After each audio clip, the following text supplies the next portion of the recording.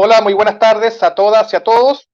Una vez más estamos aquí reunidos como es tradicional ya los días miércoles a esta hora en los diversos conversatorios que tenemos de la Confederación Bancaria, hoy con un tema muy actual, muy importante, que es el plebiscito y los desafíos del proceso constitucional. Para ello nos acompañan dos destacadas figuras de la Confederación Bancaria. Primero vamos a presentar a la presidenta de la Confederación Bancaria y que a su vez también es directora del sindicato BCI, que es Pamela Enríquez. ¿Cómo estás, Pamela? Bienvenida nuevamente. Hola Pablo, bueno, estoy contenta de estar acá nuevamente en este espacio que es tan positivo para informar a nuestra socia, a nuestros socios, bueno, a la gente en general, al sector financiero. Así que nada, pues estoy contenta de estar también en este nuevo programa con ustedes, con nuestro secretario general, Luis Mesina. Así que aquí aportando en lo que se pueda al debate y a este momento histórico de nuestro país. Momento histórico, y bien como ya lo presentaste, también está con nosotros Luis Mesina, secretario general de la Confederación Bancaria y Afines, y también vocero nacional de la Coordinadora de Trabajadores y Trabajadoras Norma AFP. Luis, bienvenido nuevamente al programa. Hola, hola Pablo, hola Pamela. Bueno, muy contento también de estar conversando sobre un tema tan importante a tan pocos días. Estamos a 3, 4, 5 días en realidad del plebiscito. Así que muy contento. Espero que sea un programa interesante. Sí, interesante va a ser, y va a ser también muy didáctico y también muy aclaratorio para las personas también que nos escuchan y nos siguen a través de las redes sociales. Y como bien decías tú, bueno, estamos a 5 días ya de un proceso histórico en nuestro país. Yo creo que es una de las coyunturas más importantes que hemos vivido desde que somos república independiente o pseudo independientes, como lo dicen algunos. ¿Ya? El próximo domingo se va a decidir por primera vez que el pueblo concluya las urnas para decidir si quiere o no transcribir o redactar una nueva constitución, instancia que por lo demás nos va a servir también para derrumbar de una vez por todas la nefasta Constitución de 1980, que fue impuesta bajo una dictadura cívico-militar. Y es en ese sentido, en este momento histórico, que es tan importante discutir el rol de los trabajadores y trabajadoras que van a cumplir en este rol histórico que estamos viviendo.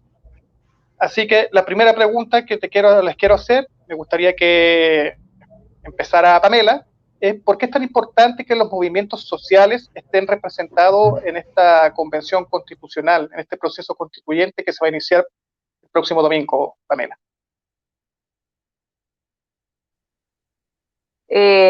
Bueno, en realidad los movimientos sociales fueron los que dieron origen a este momento histórico en nuestro país. Si no hubiera sido por la gente, por los trabajadores, las trabajadoras, el pueblo en general que se manifestó con fuerza desde el año pasado, sobre todo el 18 de octubre, no estaríamos viviendo lo que estamos viviendo hoy en día. Todo esto lo debemos a la gente que se movilizó, a las personas organizadas, a los colectivos, a los movimientos sociales. Entonces, por ende, es necesario que estos sean también los que se expresen y puedan escribir la nueva Constitución. Sin ellos nada hubiera pasado, porque esto no se debe a los partidos políticos, ni a la clase gobernante, ni al gobierno, a nadie más, solamente a nosotros mismos, que nos manifestamos porque ya estamos hartos de los abusos, estamos hartos de esta desigualdad económica y también de la discriminación.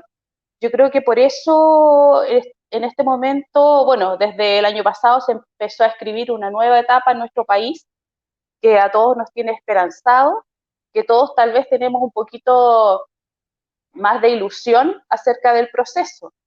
pero yo creo que si en este plebiscito del día domingo nos manifestamos con fuerza a través de nuestro voto y, y vamos corriendo el cerco con el porcentaje de aprobación y porcentaje hacia la Convención Constitucional, podemos tener más esperanza y tal vez el comienzo de un nuevo país con más derechos, con más igualdad, con menos discriminación, donde todos tengan un buen vivir y no haya la violencia y el conflicto que hay hoy en día a lo largo de todo nuestro país. También tal vez podamos ser un país más amable a las personas que se vienen a vecindar en nuestro país, a los migrantes, que podamos ofrecerle algo más a través de una seguridad social, a través de la no discriminación, a través de vivir libres de violencia. Yo creo que todo eso nos debemos a nosotros mismos, al movimiento No Más AFP, a las mujeres organizadas a través de las coordinadoras feministas. Yo creo que es así y que tenemos que estar orgullosos de lo que hemos movido, de lo que hemos movido políticamente en nuestro país. Así es, son muy importantes, bueno, las mujeres, el movimiento No Más AFP, los movimientos sociales en general, pero también es muy importante nosotros que somos de una generación, Luis, también de generaciones un poco más antiguas, la participación y el momento decisivo de los jóvenes de este país, de los estudiantes que fueron los que iniciaron este proceso y que sorpresivamente no solamente sacudieron este país, sino que sacudieron la sociedad y la conciencia de cada uno de los chilenos y chilenas, que efectivamente los cambios se podían lograr y mostraron un coraje inusitado y mostraron una valentía y una convicción que pocas veces se ve en el mundo, así que también nuestro reconocimiento, sobre todo para los estudiantes en estos momentos y para los jóvenes que fueron los que empezaron con este proceso de cambio que se viene y que ya es inevitable. No sé qué piensas tú, Luis, con respecto al tema. Sí, bueno, evidentemente que reconocer al movimiento social el papel que ha jugado en todo este proceso de revuelta no es menor. Siendo fiel con lo que ha sido la realidad, no cabe ninguna duda que los movimientos sociales son quienes contribuyeron de alguna forma a que el proceso constituyente que se inicia este domingo con el primer plebiscito de entrada sea posible. Ahora, por supuesto, hay sectores que han logrado correr mucho más la valla que otros, los estudiantes secundarios que fueron los que saltaron el torniquete y permitieron el primer estallido y la revuelta inmediatamente se produce a lo largo del país, son fundamentales. Hay que reconocer a los jóvenes, hay que reconocerle a los viejos también, a millones de seres humanos que viven con pensiones miserables en este país y que han sufrido el calvario de un sistema que ya dura 40 años y que se muestra absolutamente soberbio para permitir que hayan cambios. Con la complacencia de los gobiernos de turno que han hecho todos los esfuerzos por tratar no solamente de defenderlo, sino que además consolidarlo con reformas que apuntan justamente a pertrecharlo en beneficio de unos pocos, y que es justamente una de las causas fundamentales que hicieron posible el estallido, la revuelta, la revolución, como dicen algunos. En fin, los títulos para designar ese fenómeno, si todos valen en la medida que la gente los pueda significar.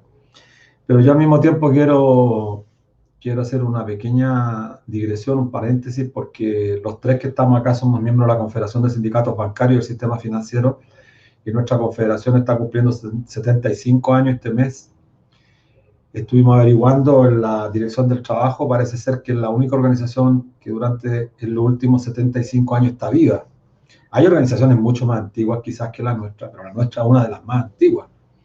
Pero que sigue vigente, parece ser una de las pocas, si no la única.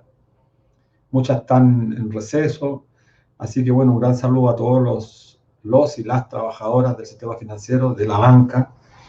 La historia de nuestra organización está llena de luz y de sombras también. Pero hemos jugado un rol importante, lo jugamos bajo el gobierno de Ibáñez, lo jugamos bajo el gobierno de Videla, fundamos nosotros la Confederación de Empleados Particulares junto con Clotario Bles, nuestra confederación heredera de lo mejor del sindicalismo de esos años, y jugamos un rol protagónico en el periodo de la dictadura, al punto que fuimos fundadores del Comando Nacional de Trabajadores en el año 83. Para la gente más joven que nos escucha, sepa que esta organización no apareció de la noche a la mañana y nosotros somos continuadores de esa historia. Y hoy día en la presidencia una mujer, Pamela Enrique, anteriormente fue Andrea Riquelme, es decir, ya llevamos casi 16 años con la presidencia en manos de las mujeres, creo que es relevante. Y hemos jugado un rol importante también en el apoyo a la coordinadora feminista 8M, especialmente Pamela, y creo que eso hay que relevarlo a un nivel de importancia. Estamos haciendo contribuciones en la medida de nuestra fuerza, porque somos un sindicalismo también que tiene sus problemas, que somos débiles muchas veces, pero también hay que mandar un gran saludo a nuestras compañeras del directorio. Tenemos 5 mujeres más que están intentando librar una batalla y eso creo que no es menor. Así que yo muy contento y por supuesto respondiendo a tu pregunta, tenemos que los movimientos sociales tener nuestros representantes. ¿Quién nos va a representar mejor en el tema de la demanda del mundo de la mujer, en el tema de la demanda de pensiones? Esta confederación además tiene el mérito de ser la fundadora de la coordinadora Noma FP. Y antes que lanzáramos las grandes movilizaciones el domingo 24 de julio del 2016, nosotros ya veníamos marchando antes. Acuérdate, Pamela, cuando marchamos por el Parque Forestal, por la calle Merced, que éramos como 5.000 personas solamente. Ya lo habíamos hecho, o sea, no es una cosa que irrumpe de la noche a la mañana, venimos hace muchos años, entonces también tenemos que sentirnos orgullosos de los pequeños triunfos, porque la gran caminata ha sido larga y creo que hoy día estamos casi, como decía bien Pablo en la introducción, estamos llegando casi a la meta. Ahora, ¿de qué depende que lleguemos realmente a la meta? Que la meta no es el domingo, la meta es en abril, cuando elijamos a los constituyentes y que la mayoría sea nuestra.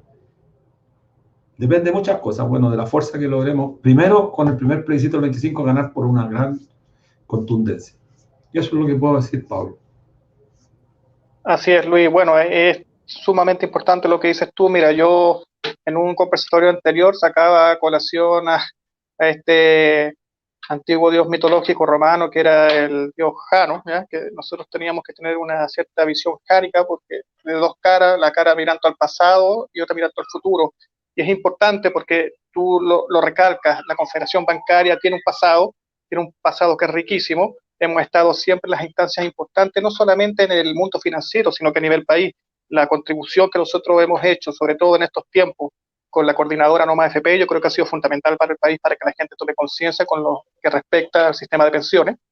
Y como bien es sabido, es una de las demandas más sentidas de lo que se escuchó el 18 de octubre.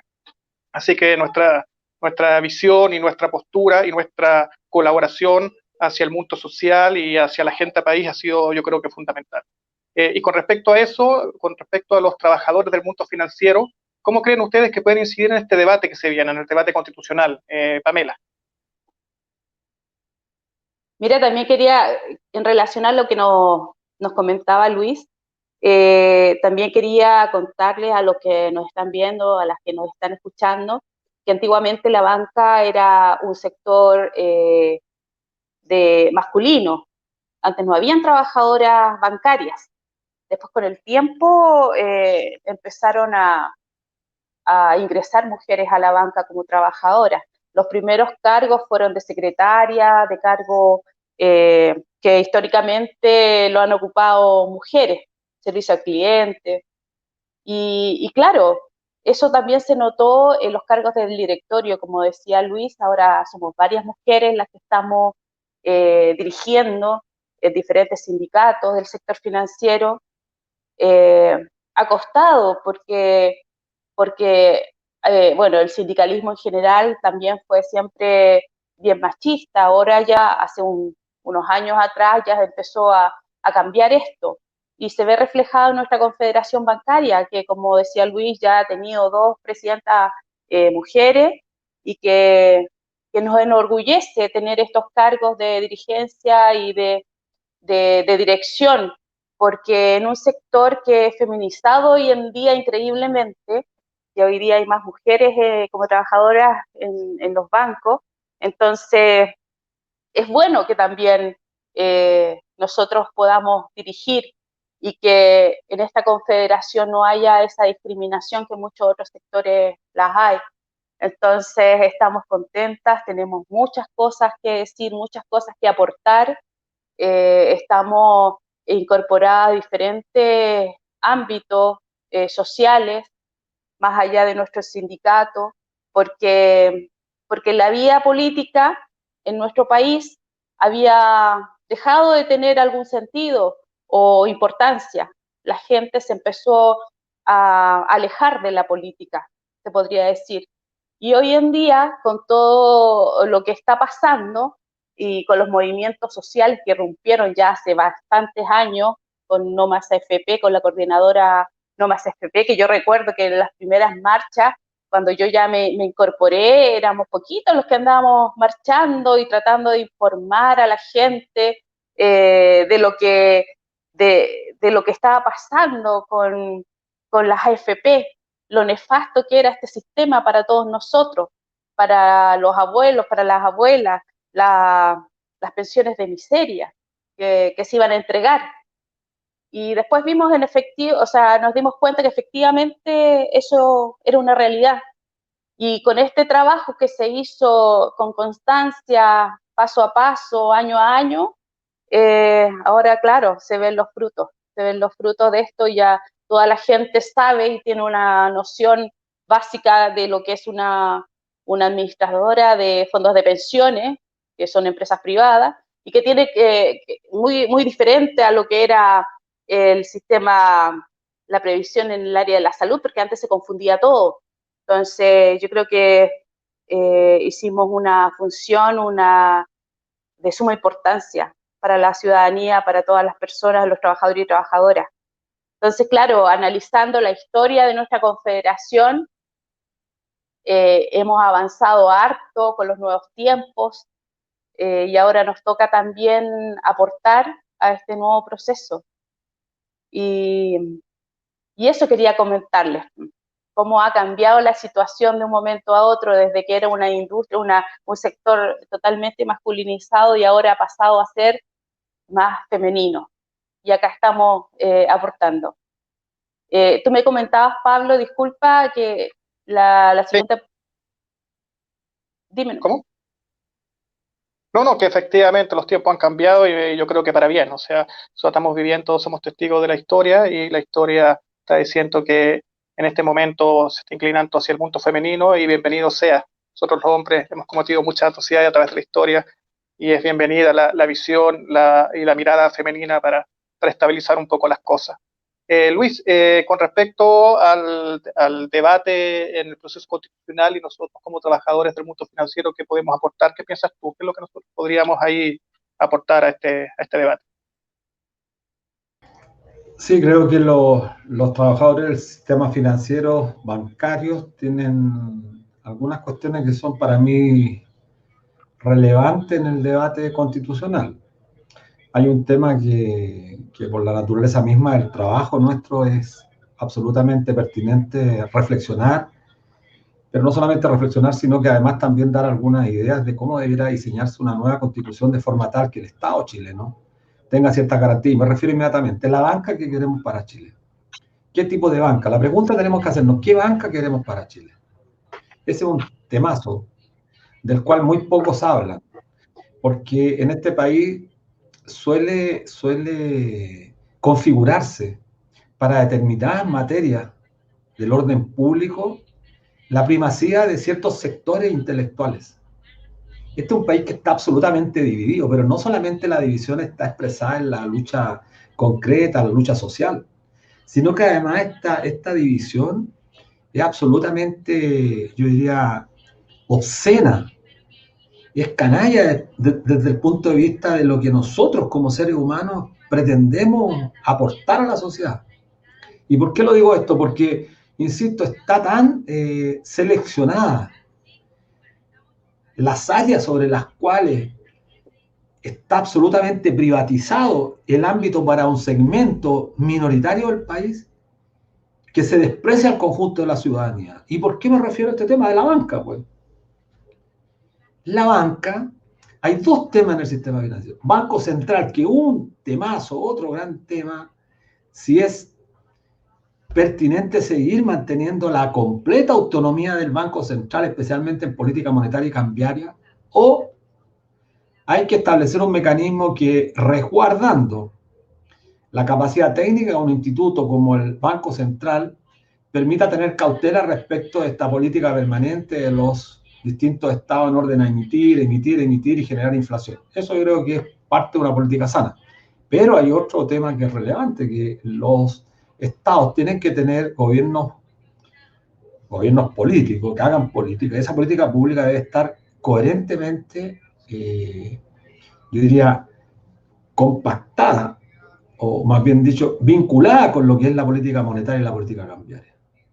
Y hoy día ocurre que el Banco Central es como un ente hermético, autónomo, está bien que tenga autonomía, pero independiente. Se puede dar la paradoja que un gobierno determinado quiere impulsar determinadas políticas públicas, aumentar el gasto social, y el Banco Central se coloca en una posición de absoluta oposición, y eso no puede ser. Eso es lo primero. Pero yo quiero ir al tema de fondo que tú me preguntaste. La pregunta es, ¿qué tipo de banca necesitamos para Chile?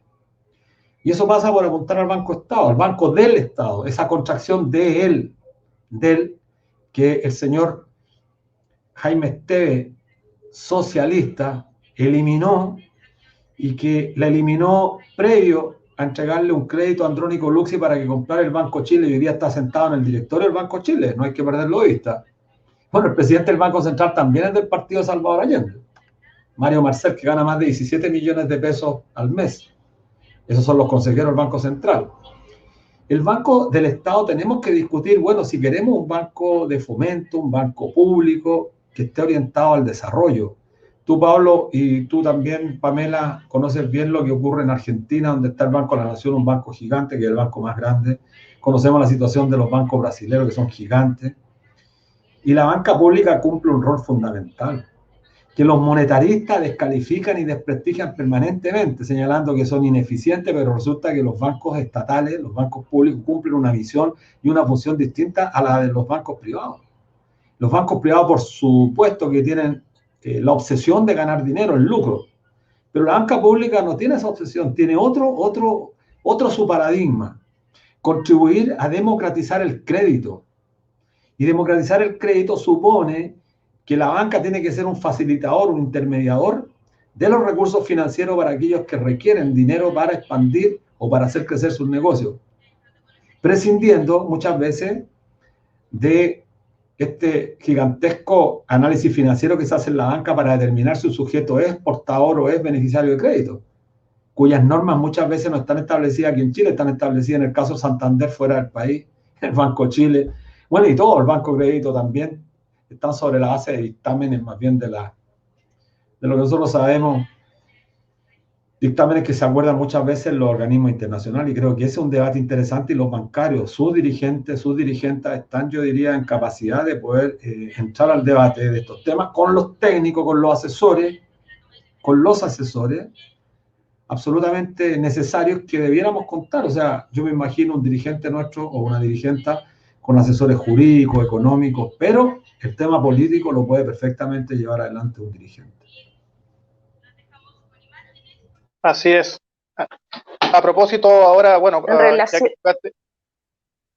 perdón, Pamela, no, mira, a propósito del momento que estamos viviendo, la pandemia y la polémica que se dio, no sé si recuerdan, del Banco Estado, porque lo acusaron de mala gestión por el tema de las entregas, de la gestión de los créditos FOGAPE y COVID. Entonces está nuevamente ahí puesto el telejuicio del rol de la banca pública. Y en ese sentido, Pamela, ¿tú crees que es necesario instalar esa demanda, una verdadera banca pública en el proceso constituyente? Totalmente. Yo creo que necesitamos una banca que fomente el desarrollo, sobre todo el desarrollo en las regiones. Es increíble cómo está la gente en regiones sin financiamiento para sus proyectos, las pymes. En este momento de crisis sanitaria y económica, han quebrado, pero una cantidad increíble de pymes y micropymes, porque no tenemos una banca pública, porque no tenemos un financiamiento que otorgue a la gente la capacidad de reconstruirse, de reinventarse. La banca pública tiene que venir a a fomentar el desarrollo a los sectores más vulnerables, más sensibles de la economía. Pero hoy en día no vemos eso. No vemos tampoco el financiamiento de grandes infraestructuras, como podría ser el ferrocarril en Chile, que fue sacado. Ya no vemos ferrocarril en Chile. Entonces, estamos en una situación de que la banca privada, la banca comercial, se lleva toda la cantidad de negocios, porque solamente se ve el tema del negocio, y el desarrollo, fortalecimiento del pueblo está frenado. No hay una banca pública que sostenga sobre todo a los emprendedores, que ayude en los movimientos, en los tiempos, perdón, de crisis, como el que hemos enfrentado este último año. Estamos solos sin ningún, y sobre todo siendo que el Estado, siendo que el gobierno inyectó una gran cantidad de dinero, de inversión en la banca, pero en la banca privada. Y así toda la gente no pudo optar a esos dineros porque la burocracia y la dificultad que tenían para poder solicitar estos créditos, era imposible para ellos recuperarse. Entonces, por eso vemos con preocupación y vemos que tiene que haber un impulso por parte del gobierno a una real banca pública, a una banca que ayude al pueblo y su desarrollo, por sobre todo en regiones y también a los sectores vulnerables. Yo creo Así que en es. eso nosotros podemos aportar como dirigentes bancarios, aportar a la discusión, que se empiece a hablar de este tema, se empiece a generar un debate en relación a esto, que no veamos como que esta situación es normal. No es normal que no hayan bancos públicos, no es normal que los sectores vulnerables no tengan acceso a financiamiento, pero estamos tan acostumbrados a lo largo de tantos años de que todo es negocio, de que todo es lucro. Entonces es preocupante esta situación, nadie la debata, nadie la hable. Ahora tenemos la oportunidad de hacerlo y tenemos que hacerlo, como dice Luis también, con fundamentos, con asesores, de una manera, de una buena manera, para que podamos plasmar en la nueva Constitución lo que nosotros queremos, que sea una nueva banca para Chile. Así es, y sobre todo, mira, es curioso, pero en esta época es donde se ha develado el rostro más duro del sistema que estábamos viviendo, y vemos la ausencia del Estado en políticas sociales de gravedad, y también hemos podido observar cómo han ido creciendo, bueno, estuvimos conversando hace poco, Pamela, cómo han ido creciendo los bolsones de pobreza, y que están convirtiendo en verdaderos yetos, de cómo están surgiendo estos tipos de poblaciones, de campamentos, de chilenos, de inmigrantes, que efectivamente el Estado ahí no llega, y no llega ninguna política de financiación. Y es por eso también que el rol de una banca pública que tome todo este tipo de problemas se hace urgente. Hay distintos modelos de banca pública, hay varios, pero yo recuerdo uno que leí hace poco, que es de las que son las agencias de financiamiento locales, que son en Dinamarca y en Finlandia, y que ellos ofrecen financiamiento a sectores públicos para proyectos municipales en infraestructura, en salud, en educación, y que eso aquí en Chile no es escasamente lo que se ve, es casi inexistente. O sea, como dices tú, la banca pública está regida también y ha entrado lamentablemente a las reglas del mercado, y no siempre es eficiente como se requiere. Y en ese sentido, la pregunta es, ¿cómo debería ser el rol de un nuevo banco? ¿Cómo podría beneficiar una real banca pública a los trabajadores y a las trabajadoras, Luis?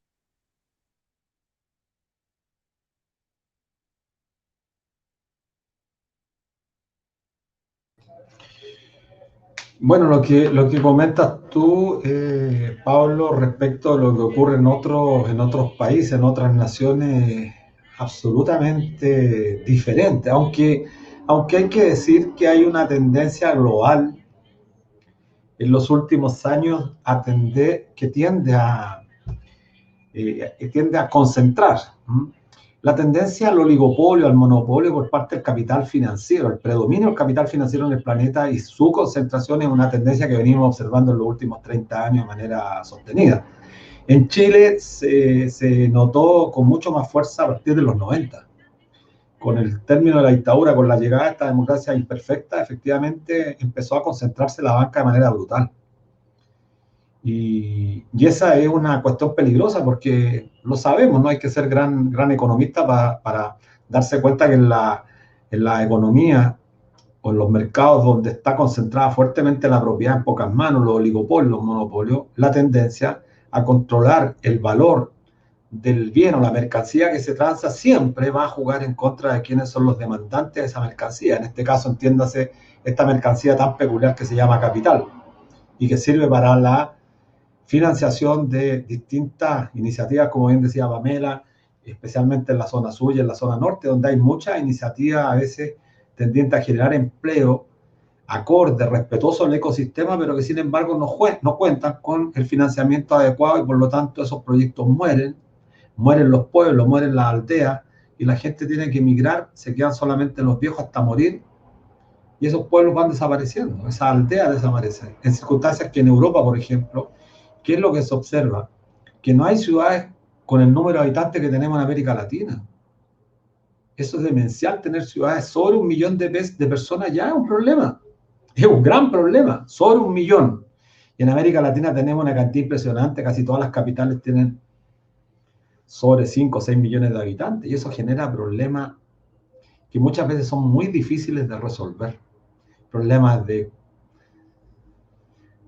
todo. Generalmente es muy difícil que una ciudad pueda dar cuenta de la demanda que tiene la ciudadanía. Por lo tanto, la diversidad, la descomprensión, descomprimir la capital de forma tal formar nichos de desarrollo en cada uno de los pueblos, los poblados, lo que nosotros conocemos como aldeas, es relevante. En Italia, en Francia, en Suiza ocurre así. Comunas que se desarrollan, que desarrollan negocios, desarrollan ciertos productos que son típicos de ellos y que los van transmitiendo de generación en generación y por lo tanto en un local, en un negocio está viviendo el tataranieto de un viejo que plantó un negocio. En Chile es imposible, porque los restaurantes, por ejemplo, para poner un solo ejemplo, son contados con la mano los que tienen más de 100 años y están desapareciendo por la crisis económica. En Valparaíso vimos el Cinzano, aquí tenemos varios emblemáticos que están enfrentando la crisis porque no hay una política pública. Y esa política pública pasa por lo que decían ustedes, es decir, cómo la gente cuenta con financiamiento acorde, que le permita justamente tener periodos de gracia, facilitarle la gestión cuando enfrentan periodos de crisis.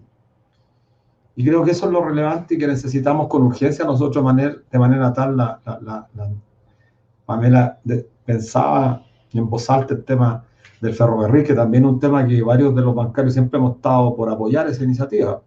Y te van a decir ellos, ¿quiénes son ellos? Los que tienen el poder. No, estos tipos no entienden nada. Porque es ineficiente, mira, esa es la palabra que usan, es ineficiente porque construir un ferrocarril de Santiago a Puerto Montt, ahora de Santiago a Arica, es mucho más complejo porque pasa por el desierto. Hay menos población en el norte que en el sur. Pero es ineficiente porque el transporte público, el transporte común y corriente, el transporte por carretera es más eficiente, llega más rápido. Lo que no han entendido ellos son las externalidades positivas del transporte ferroviario, que cumple varias cosas. Descentraliza realmente a Santiago, genera polos de desarrollo en cada una de las estaciones porque hay que estar alimentando, manteniendo. Y la banca también se puede desarrollar, la banca más bien pública, banca orientada a ciertos nichos, a ciertas áreas de la economía. Claro, ellos te van a decir que no, que eso es impensable porque el mercado financiero está concentrado y la banca, el sistema financiero está... Pero esa es la discusión de ellos, no es la nuestra. Y no hay que discutir bajo los paradigmas de ellos. Mira, hace algunos años yo iba a notar aquí, existía el Banco Concepción, la gente que nos está escuchando. Existía el Banco Osorno y La Unión, cuya orientación fundamentalmente estaba de Temuco al sur, de Loncoche, Las Tarrias hacia el sur. Era fuerte el Banco Osorno porque orientaba su financiamiento a la industria lechera, a la industria ganadera. Existía el Banco del Trabajo, que estaba aquí en la calle Moneda con Bandera, que era más fuerte en el sur, en el norte, perdón, orientaba su negocio a la industria minera. Existía el Banco Sudamericano, que está ahí en la esquina de Morandé con Agustinas. Orientaba su nicho de negocio a la marina mercante, porque era un banco nacido en esa zona. Y así sucesivamente. Banco Concepción, Banco Talca. ¿Les suena el Banco Talca? Banco Linares, Banco Yanquihue.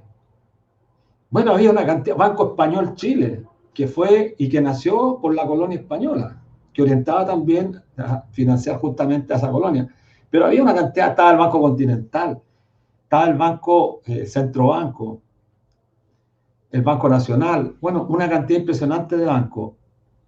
Hoy día 3 bancos concentran el Es la 65%. concentración de poder al final. Claro, 3 bancos, el Santander, el Chile y el BCI concentran el 65% del total de las colocaciones. Entonces, claro, hoy día las tasas de interés están bajas, pero cuando las tasas de interés están altas, el valor, el valor que determina el costo de esa mercancía llamada capital está prefigurado o configurado por quien tiene el monopolio o el oligopolio en este caso de la transferencia de esos recursos y por lo tanto si tú tienes el control del crédito atentas contra la democracia porque el acceso al crédito debe ser en la constitución política un derecho fundamental.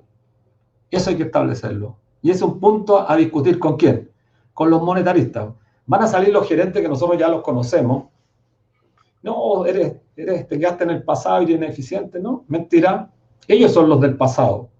Ellos son los del pasado los que quieren seguir manteniendo un diferencial gigantesco entre el que concentra la propiedad, que tiene un retorno para la renta del capital, 10 veces más que la rentabilidad que obtiene el trabajo por el aporte que hace a la sociedad y por el aporte que hace justamente al desarrollo de esta industria. Además que en materia de salario diferido, pensiones, que es el salario que estamos aportando permanentemente para tener una... no se está garantizando en este país.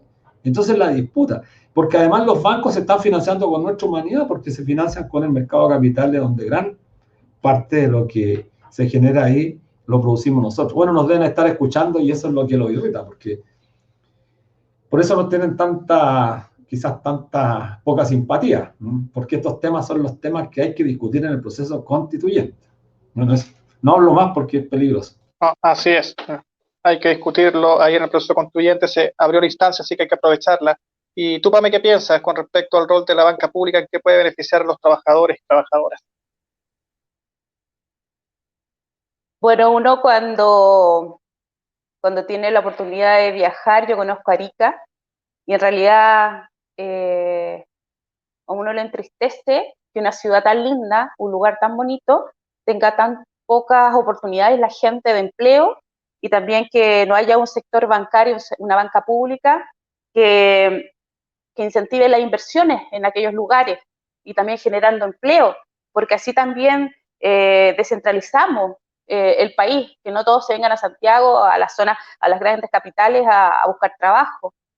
Con una banca pública que desarrolle estos sectores más vulnerables y también que dé la oportunidad a las personas o sea, de crear sus propios trabajos. El sector del turismo está totalmente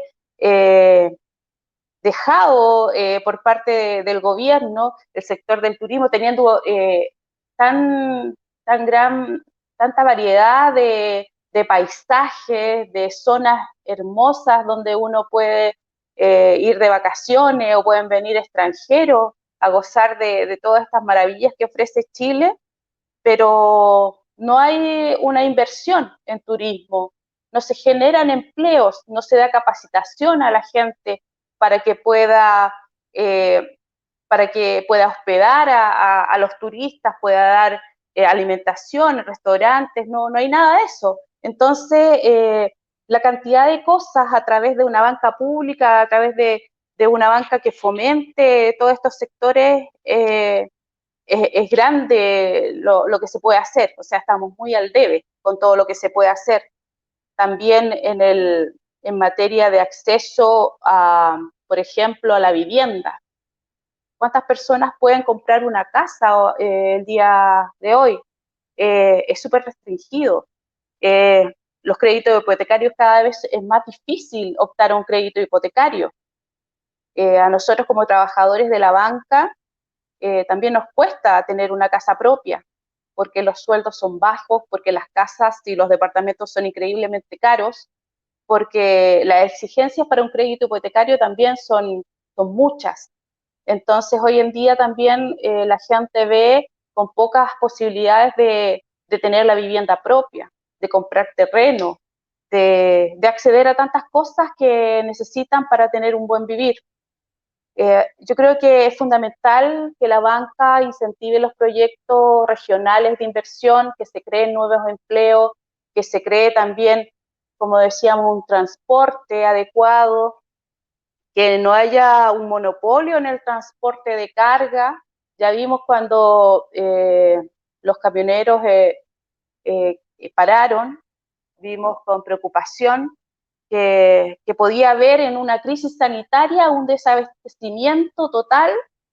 Ya no teníamos cómo obtener los recursos para comprar la mercadería, pero ahora también no iba a haber mercadería. Entonces, eso no puede suceder en una crisis sanitaria cuando uno necesita más del apoyo de estos sectores, no te lo pueden negar. Entonces, por eso también es importante crear más infraestructura, crear otras, que no todo esté monopolizado por pocas personas, por sectores que también son políticamente muchas veces contrarios a lo que se está generando en el país.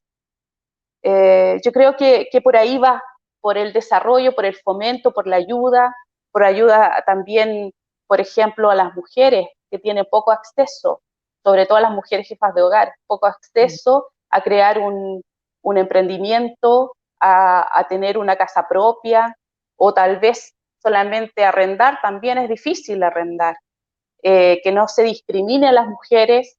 Vimos con preocupación que los créditos de consumo son mucho más caros para las mujeres, increíblemente, cuando las mujeres somos muchas veces las que somos mejores pagadoras o queremos comprar muchas más cosas para nuestros hogares. Entonces, también hay una discriminación económica hacia las mujeres. Entonces, eso la banca no puede caer en esa discriminación. No puede solicitar autorización de terceros para que una mujer pueda suscribir un crédito o un crédito hipotecario. Eso no se puede aceptar hoy en día. Yo creo que hay muchas cosas que cambiar y muchas propuestas que se pueden dar para esta nueva banca que queremos que empieza a emerger, y que no sea todo negocio, no sea todo lucro, y que no veamos también las utilidades escandalosas e históricas que ha ganado la banca privada en los últimos años, porque eso también crea conflicto, eso también crea una desigualdad enorme, y cada vez se polariza más la situación en nuestro país. Y la sociedad, polariza más la sociedad, y es verdad, o sea, yo creo que el problema, bueno, bien tú, Luis, habló sobre cómo se ha concentrado la riqueza y el poder de la banca. Eso tiene que, tú hablas también con el tema que pasó hace poco de los camioneros, y eso se debe a los monopolios. El fomento a un ferrocarril que sea eficiente, también todo tiene que ver con el modelo de sociedad que nosotros queremos y queremos construir. Y en ese sentido, dentro del rol de la banca pública, ¿ustedes creen que es posible recuperar el rol social del Banco Estado? Luis. O sea, de que es posible, sí es posible, y creo que tenemos que luchar por eso, por ello. Es posible que en estos 30 años, dado tanta enajenación de lo público, tanto daño que se ha hecho a lo público, especialmente por quienes han administrado este banco. Y aquí quizás con lo que, digamos, nosotros vamos a entrar nuevamente, como en varias oportunidades, con conflicto con nuestros compañeros sindicalistas del Banco Estado. Pero el Banco Estado es nuestro, a diferencia de los bancos privados. Y por lo tanto yo tengo el derecho legítimo a opinar respecto a ese banco, respecto a su administración, porque lo hice cuando estaba Jaime Esteves públicamente. Hace como 6 años lo denuncié públicamente. Y claro, hay que tener cuidado con la connivencia entre sindicalistas y administradores de las empresas en el aparato público, porque eso se presta para muchas cuestiones que terminan perjudicando el interés nacional. Y por eso es tremendamente relevante que los sindicatos del aparato público mantengan la plena autonomía e independencia, porque lo que está en juego finalmente ahí no es solamente defender el interés de los trabajadores de esas áreas públicas, sino que además defender la empresa toda vez que ésta se financia con aportes públicos. Bueno, ¿por qué es relevante restituirle al banco del Estado el rol público de verdad? Es decir, un rol cuya función principal está orientada al desarrollo de nuestro país, al fomento. Mira, no hace mucho tuvimos una polémica con un ex presidente del Banco del Estado de los últimos tiempos, una polémica bastante fuerte, y él trataba de pavonearse, sacar pecho con que el Banco del Estado lo había hecho bien, pero esa es la visión que tienen ellos, y evidentemente nunca un gerente general o un presidente de un banco va a decir que lo hizo mal o que el banco estuvo mal bajo su gestión, aunque el banco haya estado a punto de quebrar. Bernard Madoff, el responsable más grande de Lehman Brothers, el banco que nos hizo perder casi el 40% de nuestro ahorro cuando quebró el año 2008 y que tuvo al planeta prácticamente tiritando, que le significó una pérdida a los Estados Unidos de más de 55.000 millones de dólares. Bueno, está condenado a una cadena perpetua, más de 150 años. Bueno, ellos también, un día antes de que lo procesaran... Allá van presos, sí. Claro, está preso. Sí, allá están presos y confiscados todos sus bienes. Confiscados sus bienes, no van a clase de ética como acá, a los 24 horas confiscados todos sus bienes. Ni siquiera un auto se le deja en mano, que es lo que hay que hacer en Chile. Bueno, ¿qué ocurría? Que, insisto, horas antes de que lo aprisionaran, lo tomaran detenido, sacaba pecho y se ufanaba de ser el tipo más probo. Bueno, así lo han hecho toda esta gente. Y nosotros creo que tenemos que tener un debate a fondo respecto al carácter del Banco del Estado. Y la pregunta tuya, ¿es posible? Sí, es posible, sí es posible. ¿Por qué? Porque nosotros somos un país, como ahora se dice, un país emergente. Antes se decía tercermundista o subdesarrollado, ahora nos tratan de países emergentes, una categoría rara. Pues bien, en esa categoría rara necesitamos que la gente nuestra, en aquellas localidades, zonas donde la banca privada no está dispuesta a hacer negocio porque no es rentable, en la comuna de Cerro Navia, en la comuna, en los bajos de Mena, en Puente Alto, a la banca le interesa harto poco abrir sucursal ahí o prestar algún servicio. Bueno, un banco público tiene que hacerlo. Y como la tendencia mundial es que cada vez, y en particular en Chile, es que cada vez pueden haber menos sucursales, porque la tendencia es que la intermediación financiera va a estar también determinada mucho por las plataformas virtuales. Es evidente que si la gente pobre, y esto es relevante, si los sectores populares no tienen acceso a la utilización de las plataformas virtuales, por lo tanto van a quedar desbancarizadas. Y al quedar desbancarizadas quedan en la más absoluta orfandad. Y esto es lo que nos están escuchando los gerentes de la banca privada. ¿Es un problema del corazón? No, no es un problema del corazón. Andrónico Lux y Bernardo Mate, Eleodoro Mate, perdón, o Luis Enrique Yarur, es porque son intrínsecamente perversos, porque no quieren que los bancos vayan a atender la demanda crediticia que tienen los sectores populares y que requieren para el financiamiento de sus hogares, de sus familias, etc. No, es porque la naturaleza del negocio financiero, como se decía en el pasado, el negocio del dinero es frío, el mundo impersonal del dinero. El dinero no tiene persona natural, es una persona jurídica, y las personas naturales no son más que clientes. Y por eso es fundamental abrir este debate. Y qué mejor que lo abran quienes han laborado en este sector, que somos los trabajadores del sistema financiero, los bancarios, que conocemos los vericuetos de esta industria tan peculiar, ¿no? Tan peculiar. Sí es. Así es, Luis. ¿Y tú, Mame, tú crees que es factible recuperar el rol social del Banco Estado? Mira, yo creo que que el Banco Estado cumple un rol teniendo sucursales en cada rincón de Chile.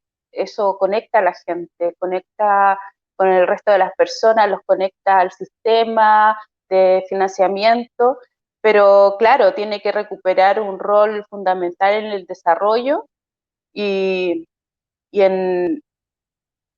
eh, en captar a la gente que necesita ser financiada en diferentes puntos de Chile. Yo me acuerdo que hace como 2 años atrás, fui con la vicepresidenta de la Confederación, con Anita Payera, fuimos para el sur, hasta el último lugar más en Porvenir, fuimos y estaba una sucursal del Banco Estado, y los fuimos a saludar a los colegas, a los compañeros de allá, estaban muy contentos con que hubiéramos llegado, porque cuesta llegar, o sea, hay que tomar un ferry, hay que cruzar 1 hora y media para poder llegar en la más inhóspita de las condiciones climáticas hasta ese sector. Entonces, está cumpliendo una labor, pero que tiene que ser una labor más a largo plazo y que el gobierno tiene que también hacer políticas para que se cumpla esta labor de conexión de todos los habitantes de nuestro país, de que haya oportunidades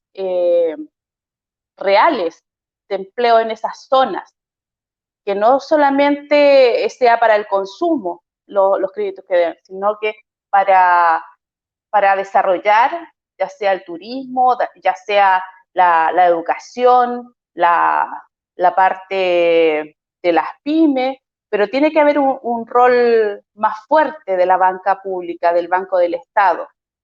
Lo hay hasta ahora, porque vemos sucursales a lo largo de todo Chile, pero necesitamos que se creen más condiciones para que esto tenga más acceso la población a todo lo que entrega el Banco del Estado, que no sea un banco comercial, sino que realmente desarrolle y fomente la creación de nuevos empleos en esas zonas tan alejadas de nuestro país. Pero yo creo que es posible, pero también estamos pensando que la banca de hoy en día está cambiando con todo el tema de la tecnología. La banca va a cambiar y ya no va a ser como la vemos hoy en día, con los grandes edificios, tal vez con la cantidad de trabajadores que tiene el día de hoy, sino que todo esto se está moviendo, se está cambiando rápidamente. Ya vemos que nuestro sector, ahora con la crisis sanitaria, el 80% de los trabajadores y las trabajadoras están teletrabajando, están haciendo, claro, están realizando sus funciones desde sus hogares. Y eso no sabemos si va a ser así en definitiva, si van a volver a algún porcentaje de trabajadores. En realidad eso lo va a ver, se va a ir dando de a poco.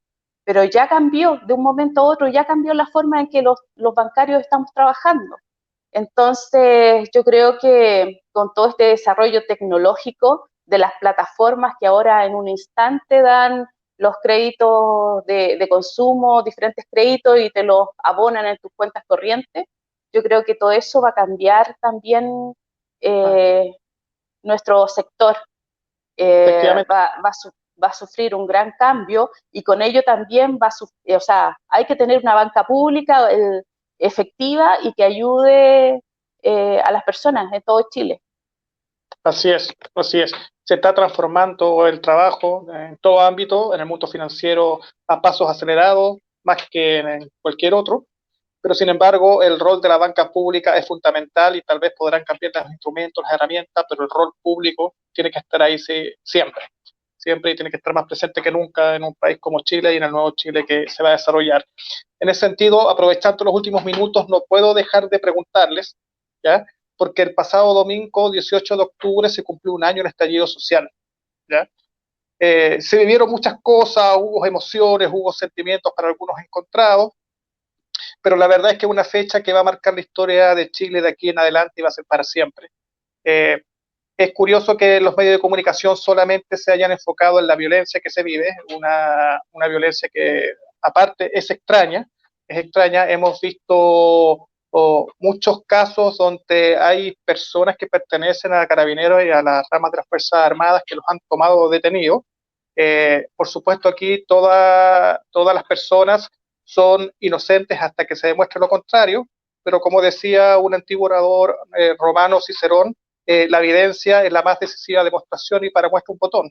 Entonces, yo quisiera preguntarle a ustedes cómo vivieron esa jornada y qué les parecen todos estos hechos de violencia, si les parecen raros, les parecen graves, creen que va a afectar algo el proceso que se va a celebrar el próximo domingo, porque no hay que olvidar que todavía queda el día viernes, que es un día emblemático y ya es un día en que las personas se juntan en la Plaza de la Dignidad a manifestarse. Luis, por favor.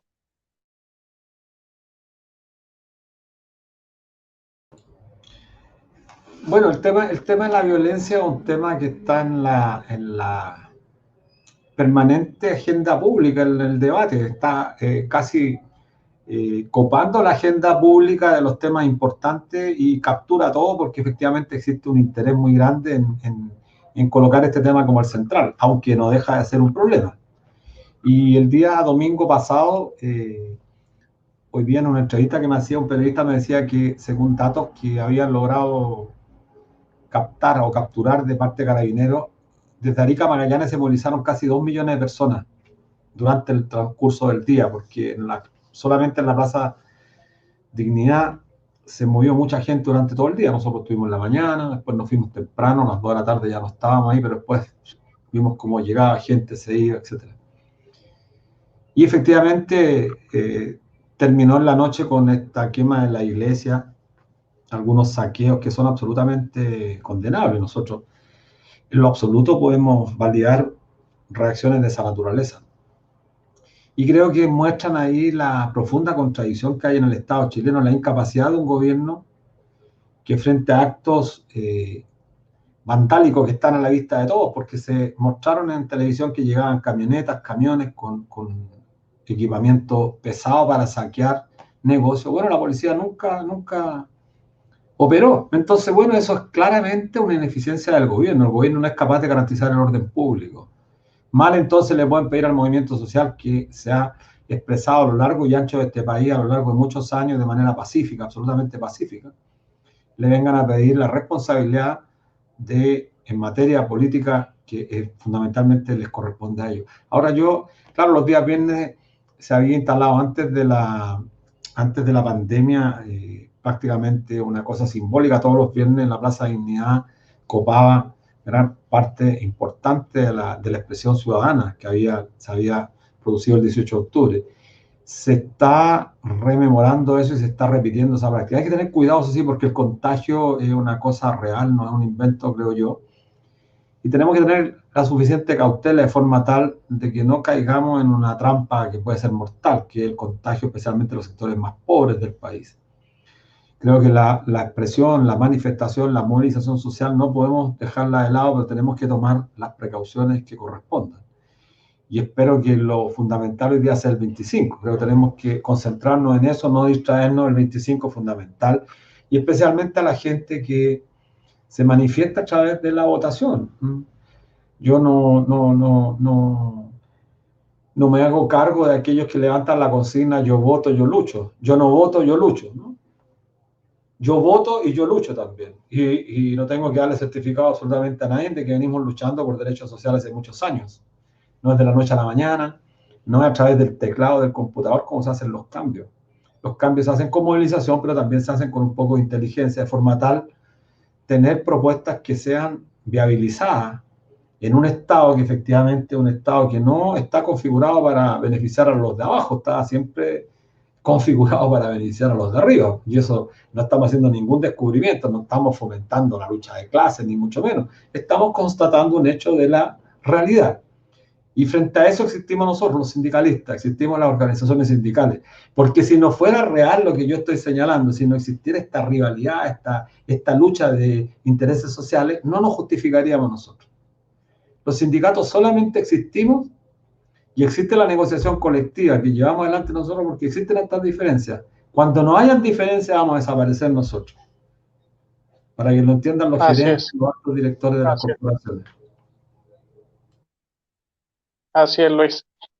Pame, también, ¿cómo viviste ese día y cómo ves el futuro que se viene? Mira, yo me gustaría referirme a la violencia porque Yo quiero vivir en un país tranquilo, en un país que la gente viva en armonía, en paz, con su familia, con sus hijos, que todos nos desarrollemos bien.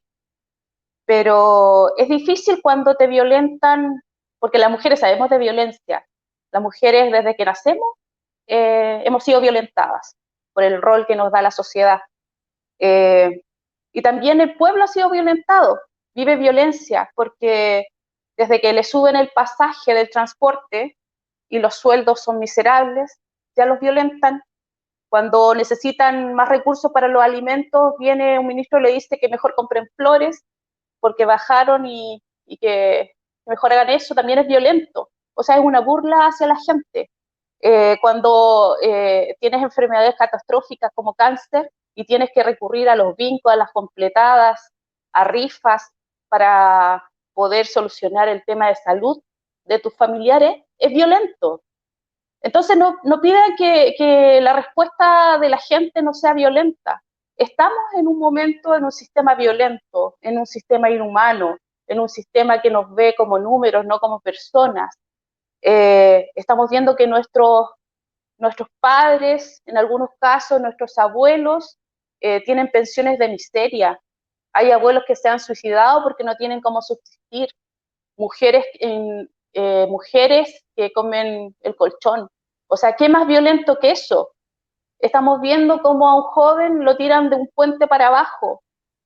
Estamos viviendo violencia. Aníbal lo mataron en la población La Victoria. Entonces no pretendamos que a tal grado de violencia la gente quede sin manifestarse.